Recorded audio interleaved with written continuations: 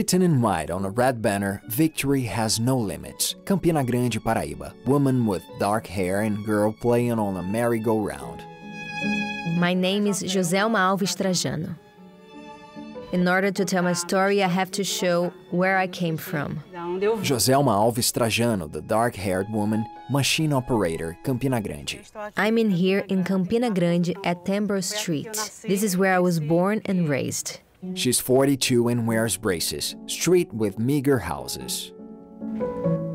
My childhood wasn't much, let's say, like that of other children, very enjoyable, because I have a physical disability, you know, on my right leg, that limited my ability to play with other kids. Also because there used to be prejudice from other kids. Picture of her as a child, sitting on a chair outdoors. Recent picture of her and her parents.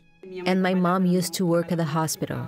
She knew the doctors and managed to get surgery for my leg because it was very hard for me to walk. I couldn't step on the ground.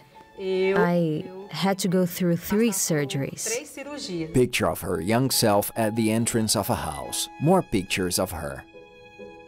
I only began to accept myself after the surgeries, once I began to walk better than I used to. Things got a lot easier in my life. Picture of Joselma embracing a man with a mustache. Aerial image of meager houses. I moved here because at first we hadn't bought a house yet. When my husband and I decided to get married, his father gave him the land and he built our house here. So that's why we decided to come and live here. Houses garden. Picture of her and her husband, the man with the mustache.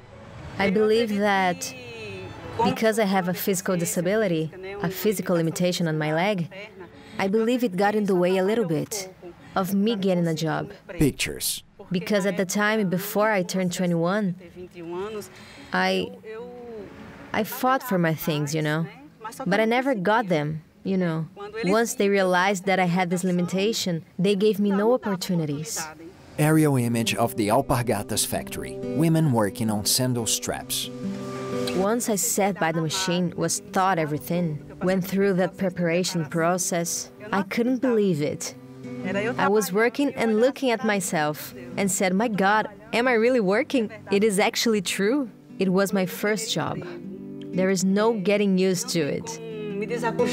Deep in my heart, I have nothing but gratitude. She walks around the factory with a slight limp. Then, Joselma with her husband. They're wearing masks. I'm very proud of this resilience of hers. You know what I'm saying? Because she's very, determined. She doesn't give up easily. She cries. Don't cry. I see myself as a fighter. Joselma gives a statement. Fighter, you know? Because a role model. Because like me, like many others, who spend time away from their homes, their children, and go to work to fulfill their work schedule, their goals, and come back home feeling accomplished. And once they get home, they can take care of their lives, take care of the kids, the house. It's rewarding.